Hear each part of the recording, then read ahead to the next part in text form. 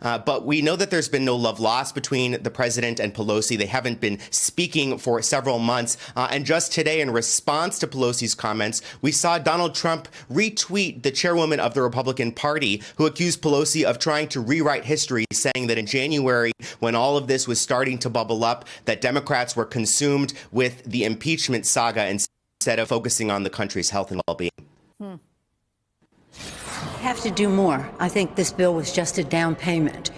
We had in the House bill $200 billion. The final bill was $150. Neither amount was enough because, again, every single day the need grows. We have other issues that we have to deal with in the bill in terms of personal protective equipment and an OSHA rule that protects workers. We have to do more on family medical leave. We have to be able to make people who get tested also have their visit to the doctor covered.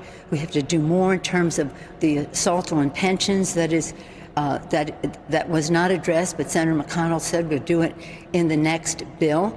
We have to address what happened to the District of Columbia, which was really cruel, that they called it a territory, and hence they got several $100 million less in funding. The list goes on.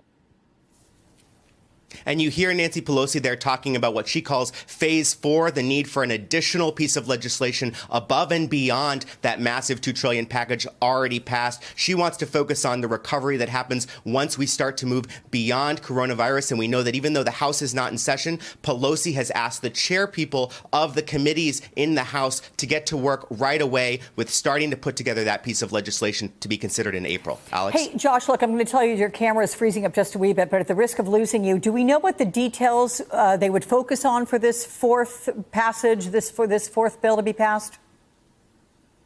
Yeah, we know that Pelosi is very focused on trying to get money to states and localities that are going to lose tax revenues during this time and need that money to be able to help their own people. They're also focused on shoring up pensions in this, as well as sending a second round of cash payments to Americans beyond that first set of payments that's going to be going out within the next few weeks. Hey there, I'm Chris Hayes from MSNBC. Thanks for watching MSNBC on YouTube. If you want to keep up to date with the videos we're putting out, you can click subscribe just below me or click over on this list to see lots of other great videos.